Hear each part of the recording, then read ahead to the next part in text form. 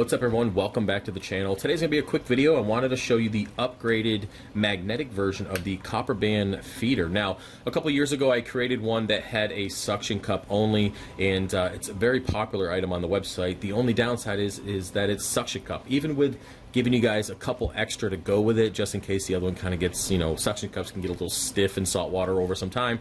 So I always send a couple extra suction cups just in case. But even with that, my #1 request for this item, along with my frag racks, were to make them magnetic. Now, you might be asking, why did it take you almost 2 years to come up with this? Well, I really wanted to make sure that I could get you guys not only really strong magnets, but also make them as close to reef safe as possible. Now, if you're not aware of this, 99% of the magnets out there are going to rust in saltwater. They just are, right?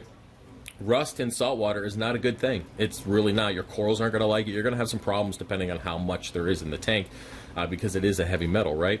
So with that, over the last few months I've been trying out different magnets, not only strength-wise, but also, most importantly, how they rust and if they're going to rust. Now, with the one that I picked for this particular setup, as well as my frag racks, is a not only a very strong magnet, which you guys will see on the 300, it's crazy strong, but it's also coated. So it's dipped in like a rubberized plastic. On top of that, I have it inside the 3D print, which is then also sealed. So it's got double sealing to prevent water from ever getting into it. So it's not going to rust, basically. So with that, that's why it took so long to come up with this. I just wanted to make sure not only the design was a little bit better, but I also want to make sure, most importantly, that we weren't going to have any rusting or any kind of issues, because I don't want to sell something that's going to ruin your tank. That's just, I mean, I know there's a lot of companies out there that take shortcuts.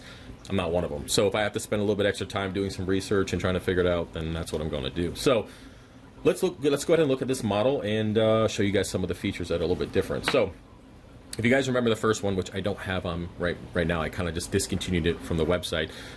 But the original design was a little bit bigger in diameter. It came with 2 different options for hole size, like a large and a small. This one only has the one size. Just basically looking at the popularity of what sold the most, the larger to medium-sized holes were more popular, so I'm just going to stick with that design. And with that, I also redesigned the body, made it a little bit, again, smaller in diameter, a little bit shorter in length, and then also upgraded the screwing mechanism or fitment to not only be a smoother print, but also to kind of screw in a little bit smoother, also a bit tighter, and it's not going to wobble around on you. So with that, this design allows you to put in a cube of food. You can either do frozen, or probably best to do it frozen. That way it doesn't kind of fall out while you're putting it in the tank. Put in a piece of frozen food or a cube of food. Put the end on here. All right, put it in the tank, and then of course magnet on the other side, and you can move it to wherever you want. Now that food will thaw out, and then the fish could pick at it and eat it. So you can do this now. You can do this with tanks. You can do it with copper bands, just because it's a little bit easier for them to eat, and it kind of stays contained. Now, of course, some food might come out depending on what you put in there, but the majority will stay in there, especially if you have the flow off, and then the fish will just pick at it, and they'll be good to go. So it's a good way to kind of isolate the food in general. Now, back to like the original design. Now, the original design was nice. Again, it had suction cups, but as you guys know, suction cups kind of get hard in salt water, so I always sent some extra. But with that, the price of that item was like 13 bucks, because, you know, as you guys know, 3D printing isn't horribly expensive depending on where you can get the filament and how many printers you have. Given that I have 26 printers going all the time, I don't really charge a lot. You notice that my 3D printed items are relatively cheap compared to other companies out there, and that's how it was for a long time, and it still is. But unfortunately, with the cost of the magnet, because I wanted to go with a higher end magnet, this item is of course not going to be $12. I had to incorporate the price of the magnet, and of course I buy them in bulk, so I didn't really have to put the shipping in there. So with that, this item is about $26 to $27, and again, it is a little bit more than the original $12 or $13 for the suction cup one. That option is still available if you so choose to go that route. But again, I just had to do that because, of course, I got to cover the overhead for the magnet, right? And yeah, so that's pretty much it. I like the design. It's pretty compact. It's not, I wanted to go smaller, but some people like to have bigger chunks of food. And if I could fit more in there, and you know, you might get away with, you know, feeding more of your fish or keeping the food in there longer. So I still kept it quite long, but not as long as it originally was. So with that, let's go to move over to the 300-gallon reef, and I will show you guys how it works.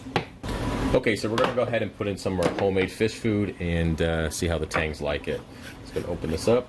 I don't really know how much I'm gonna put in there. I haven't fed them yet today, so I might just put in a decent amount. Let's see.